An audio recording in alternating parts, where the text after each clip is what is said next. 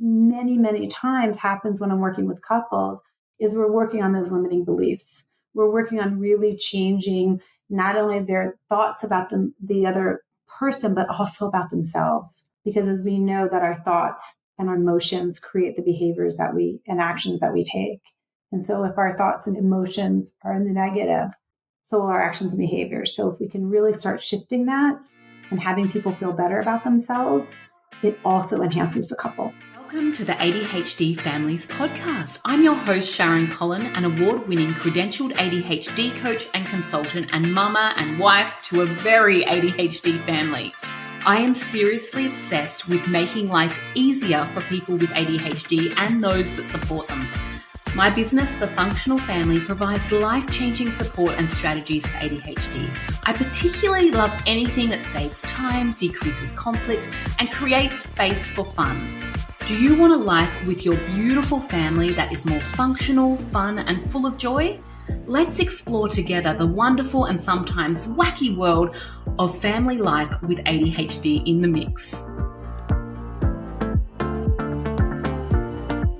Welcome to another episode of the ADHD Families Podcast. I'm your host, Sharon Collin, and I am so happy you are here. Look, there wouldn't be a day that goes past inside our big Facebook group, our free support group, that someone doesn't ask a question about relationships, about their relationship with their partner or their husband or their wife, and people are crying out for support. We know that when there's ADHD in the mix for marriages and relationships, that there is a very unique set of challenges and a unique set of strengths as well that comes along with navigating those relationships. So I brought in the big guns. I brought in one of my mentors, Jamie Bloom from the States. Now, she is a fabulous ADHD coach. She is also trained in this from intimacy, from the inside out, couples coach, and has a really amazing and unique spin on how to navigate all relationships when you have ADHD in the mix. I can't wait for you to hear Jamie's amazing practical tools for how to have a successful relationship when you have ADHD in the mix. Hi there, Jamie. I am so excited to have you on the podcast today. Well, thank you, Sharon. I am so excited to be here.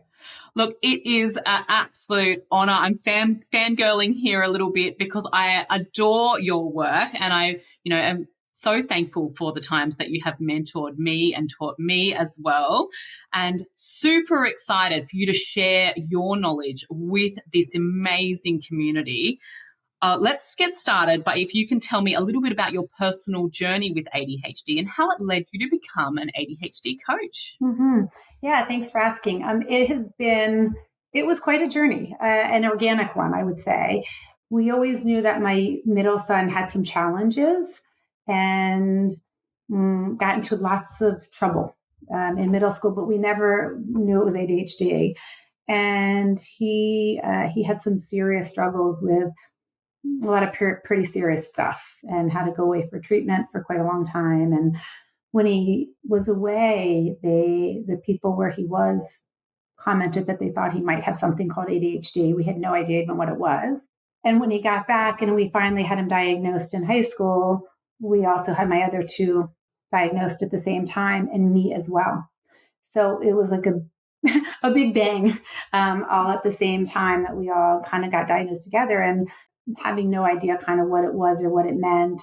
I remember the psychiatrist said, you really need a lot of structure in your house. And at the time I started laughing and said, what structure? I had, now I get, I had ADHD, but at the time I didn't really know what that meant. And it led me down this huge path of learning and research. And at the time I was doing wellness and holistic health and nutrition coaching. And so I used a lot of my expertise in that to dive deep into what ADHD actually meant, and went back to school, as you know, at ADCA, and got trained, and now I teach there. So it's been this just unbelievable journey for me of not only academics, but also personal life experience and gain in not only supporting my children, but also myself and my family. So I think even my dog has ADHD. So supporting him as well. So tell me, how did your own ADHD diagnosis change your perspective on your own challenges and your children's challenges? Well, it was really interesting.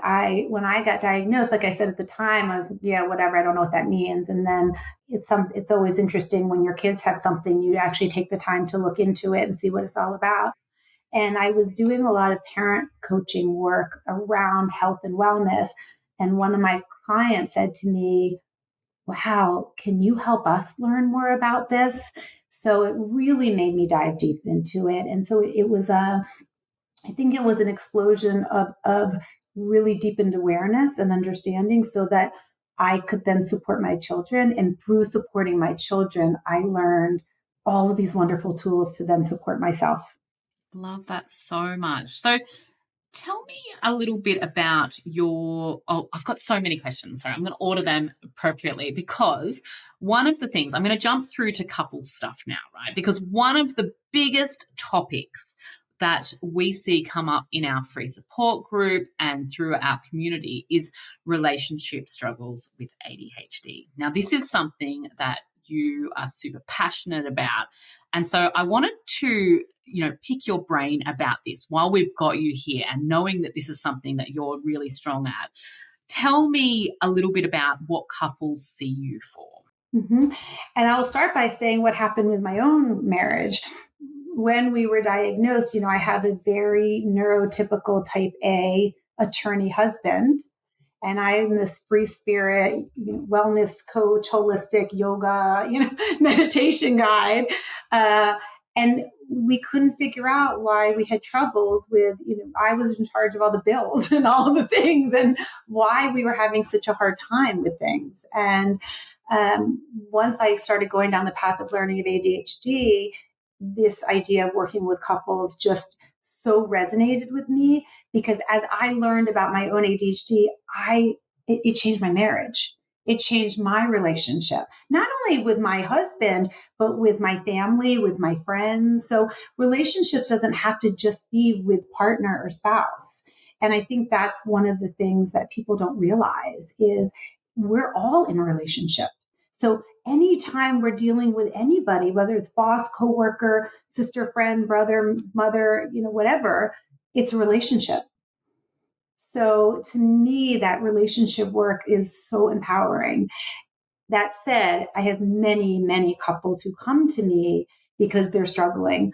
Either they're both neurodiverse, and so lots of things are falling through the cracks, or they have more similar to my husband and I, where you have a neurotypical and a neurodiverse, and they just can't seem to figure it out. And there's just lots of explosive arguing or passive aggressive arguing or avoidant arguing. And so however it is that they are coming to the table, they're not coming to the table collaboratively until they show up. And then we really get to work together to not only help them understand each other. And I really want to be clear about this, Sharon, and I know you know this.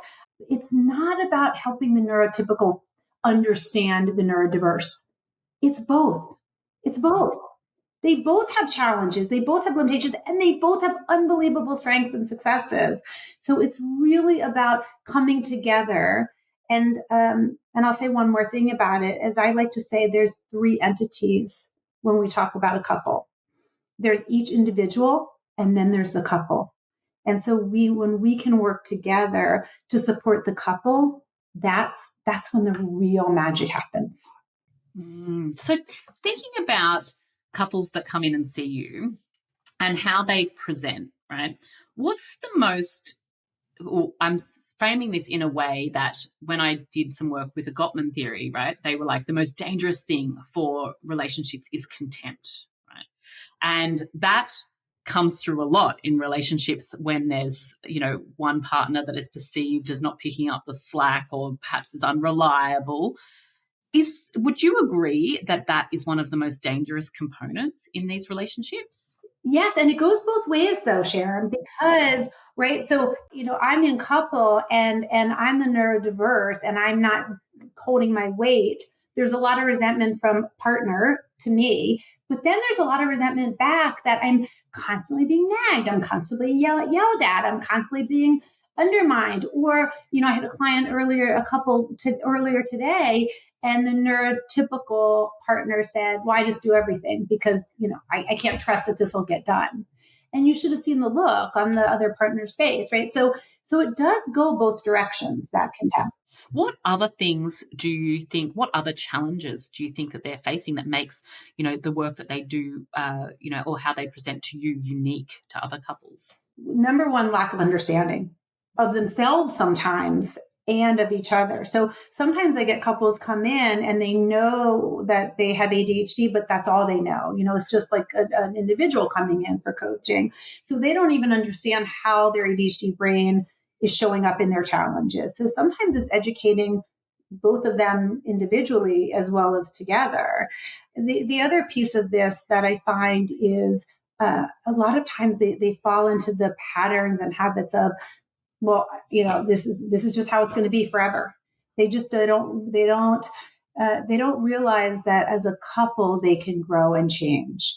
And I think when they come to me and they get that sense of hope that things actually can change, that they actually can learn to communicate and remember why they are together and the love that they feel for each other, it's one of the most rewarding moments in my job, in my work, that I get to see this look at each other and the sparkle of their eyes again. And there's nothing like it.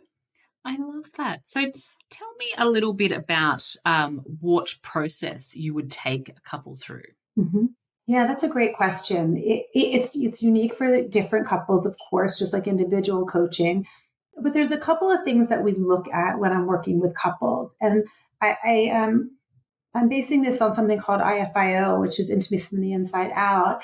And it's something called courageous communication. And so we really start with looking at how they are already communicating. So a lot of clients will come to us or come to me in content. He said, she said, she said, she said, they said, whatever it is, right? But it's a lot of this happened, and let me tell you the story, and let me tell you why I'm so mad and resentful. And so what I try to do first and foremost is separate the content from what I call the dance. So what's actually going on when this happens? What's happening for you? What emotions are you feeling? What's the felt sense in your body? What are you thinking? What are the thoughts in your head? And then when that happens, what does partner do? And then what? And then let's talk about because typically couples get into that same dance over and over and over. One yells, one avoids, one walks away, they stop, whatever it is.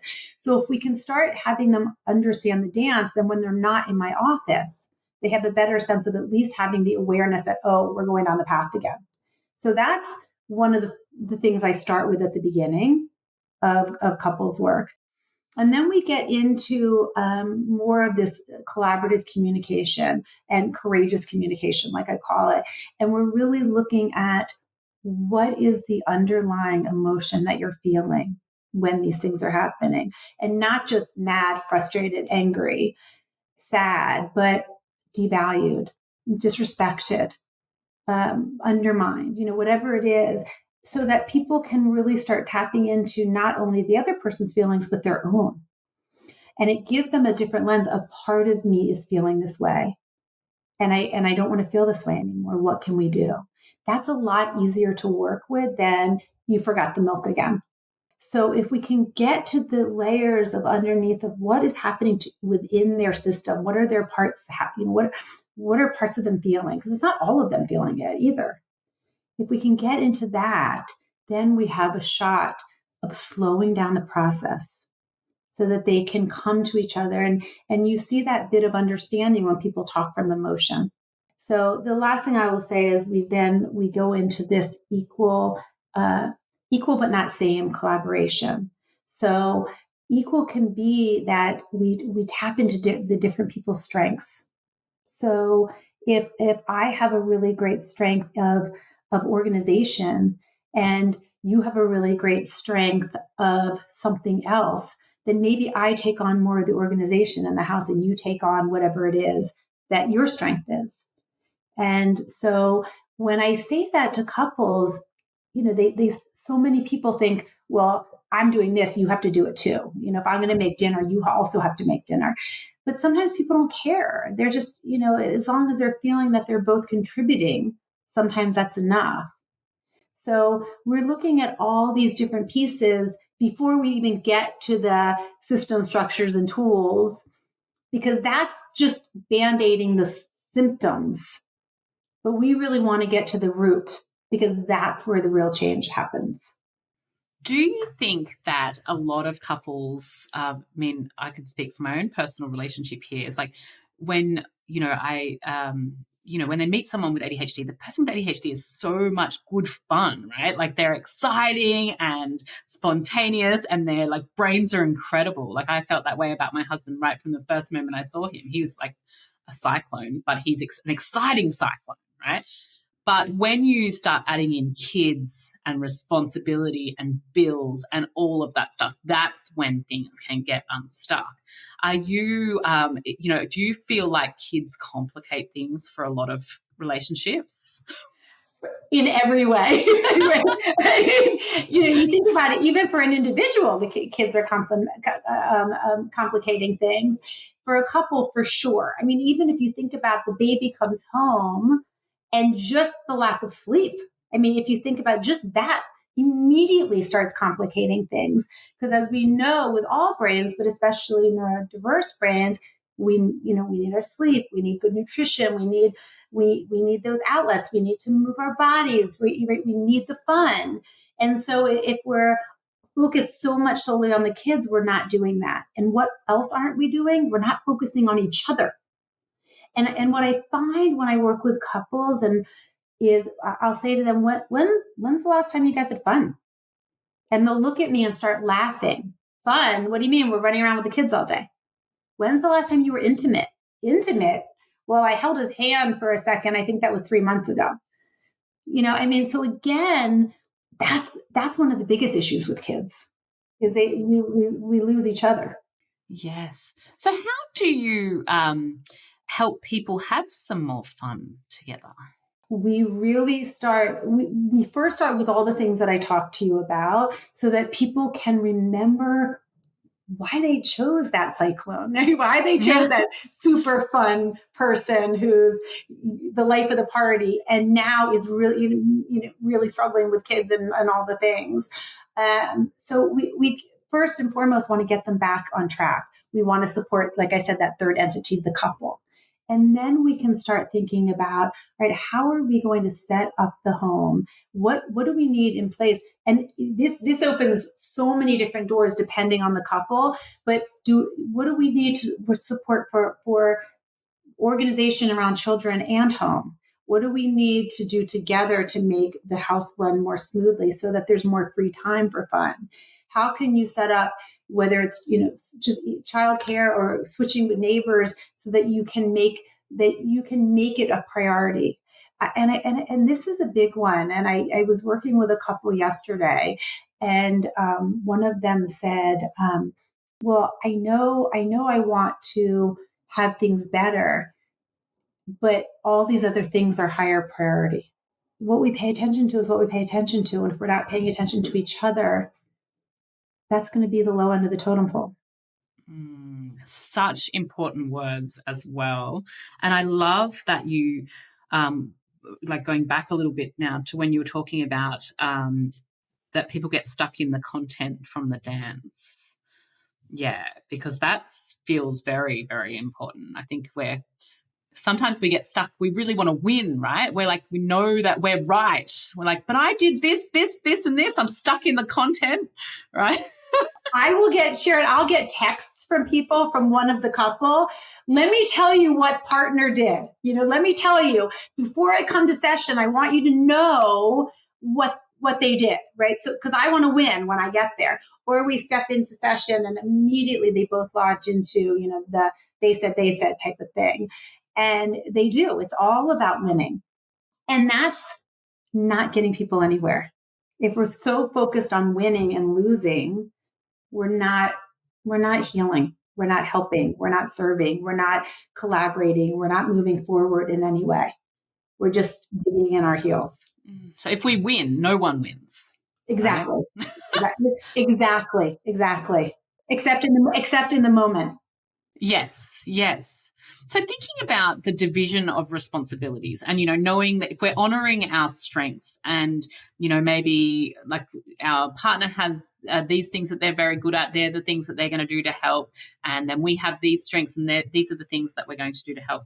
How do you help people, make sure that or come to an agreement about what is fair? Because our sense of fairness is very high. Mm-hmm. Yeah.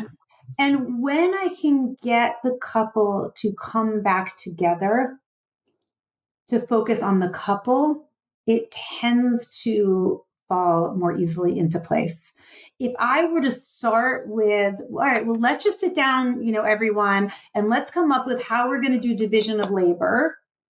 You better believe I'm not, they're going to walk out. I mean, that's not going to go well.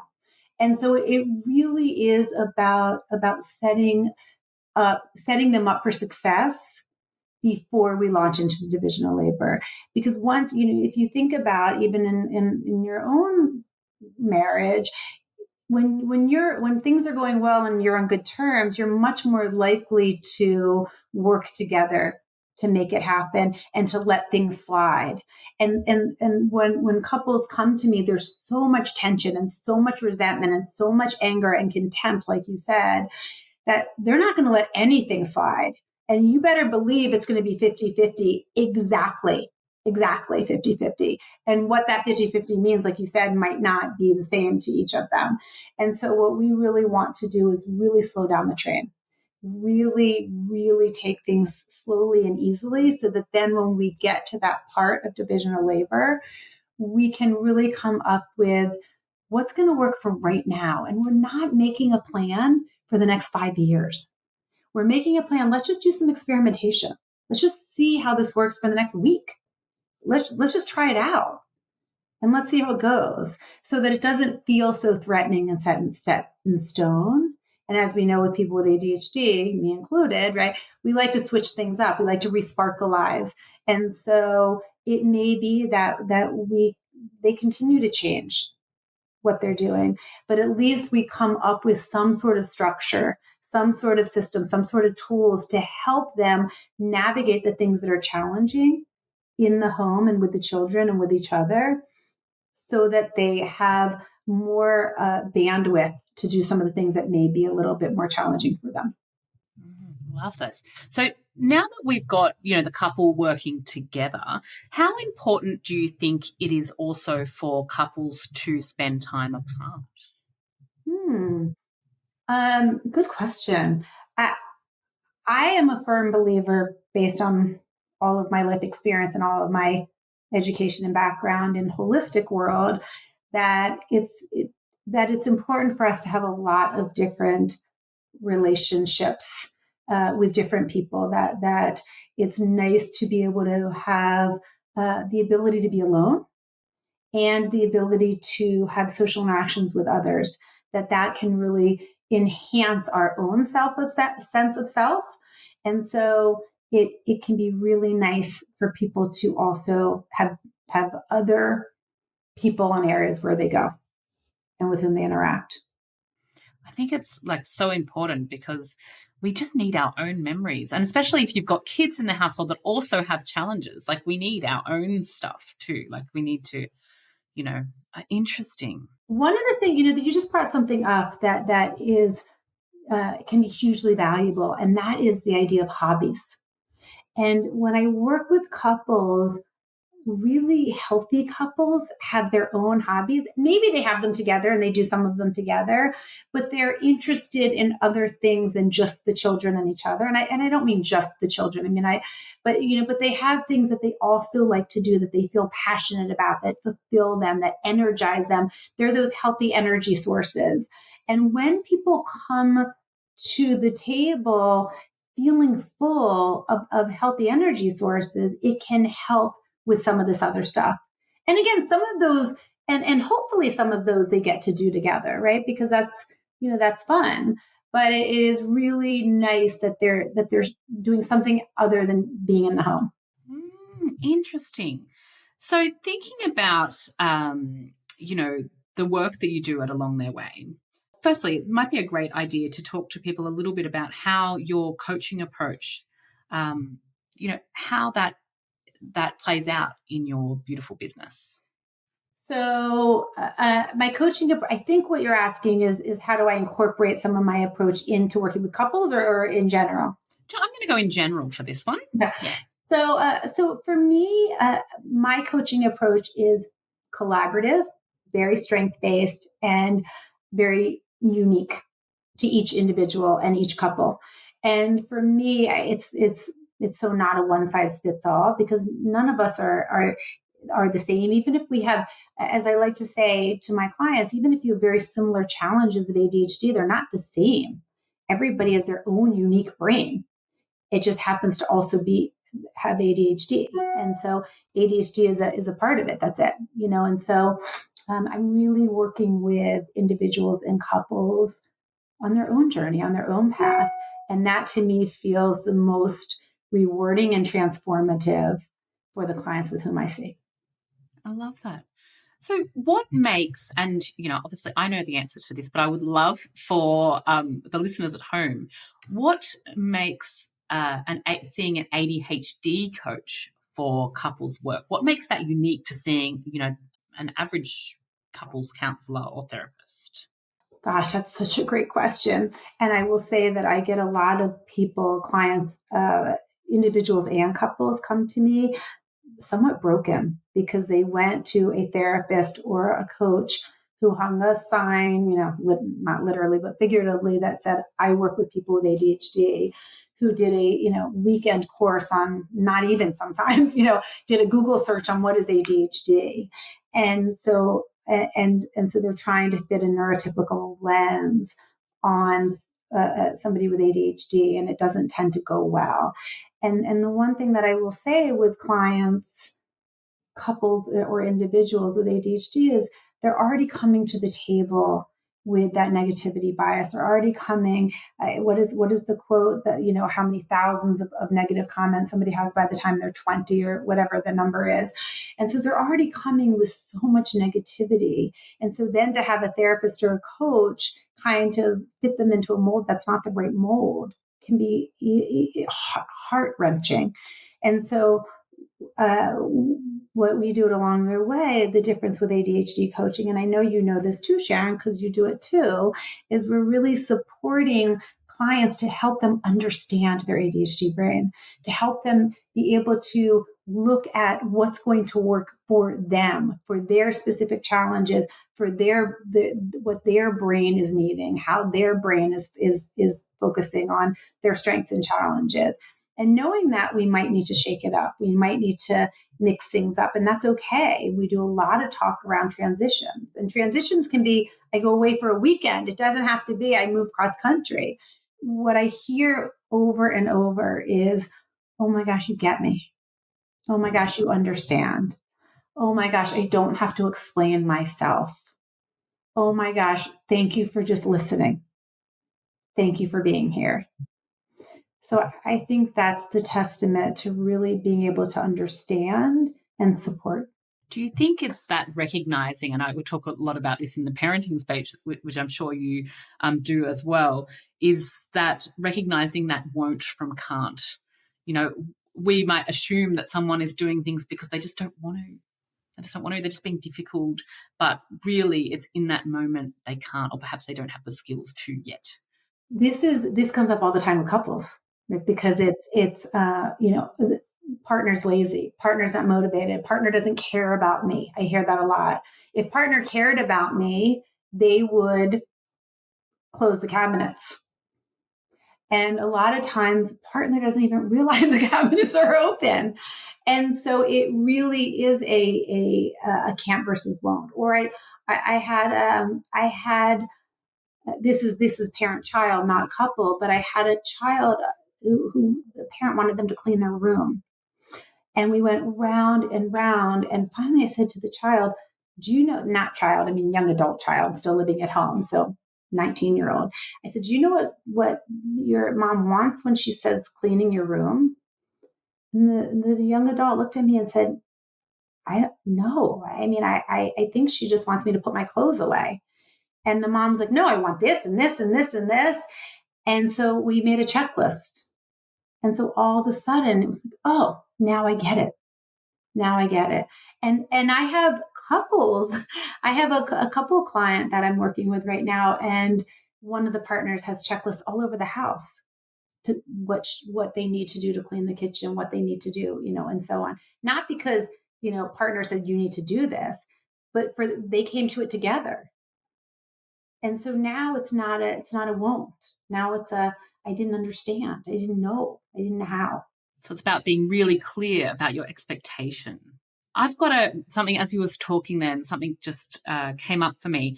How big do you think RSD is, or rejection sensitivity dysphoria, or however we frame it, radical safety detector? How big do you think this is in relationship struggles? Huge, huge. Because, if you think about all somebody has to say is, I don't like the way you did that. Or even this coffee doesn't taste so good.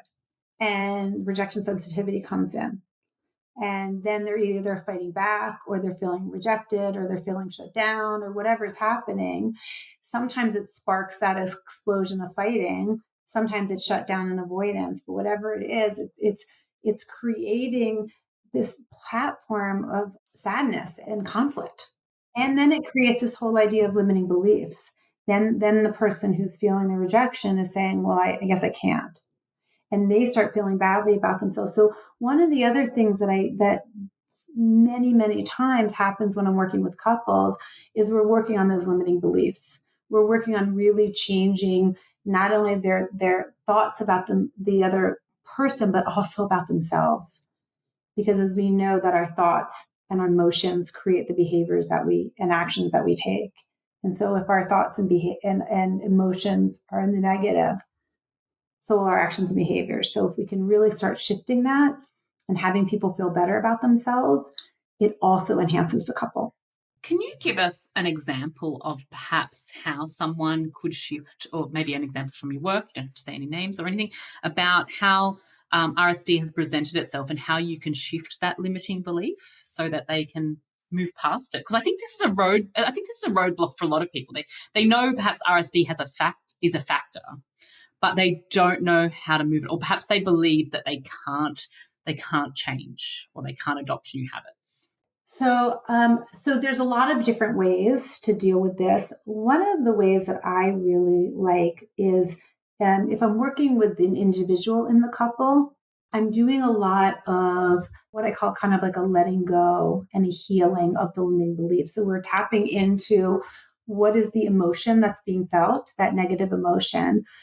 What are the vulnerabilities underneath? What are you believing about yourself when you're hearing this from partner, when you're feeling this emotion? And then what do you need to kind of heal yourself? What does that part of you need? What does that vulnerability need? And can you soothe that part of you? So we do it with ourselves first, and then we bring in partner to help soothe that as well. But it's also about learning how to communicate in a way that we're not throwing jabs, so that we don't have to necessarily get to the rejection sensitivities. That said, we all get triggered. We're human. And so part of the other work we do is how do we tap into the felt sense of the trigger?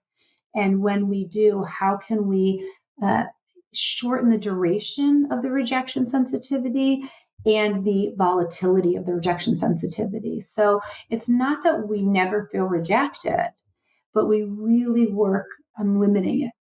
So, and then we're also looking at where's that trigger coming from? And many times it's, well, when I was in second grade at school and my teacher said, this and this and this to me, and that's what's coming up. That's the image that they're seeing. Well, it's not about partner. It's about going back and learning from that and re-healing those old wounds. And so I do use a lot of different therapeutic modalities. I'm not a therapist, but I've been trained in a lot of different modalities. So I do use some of those as well to really help heal the root.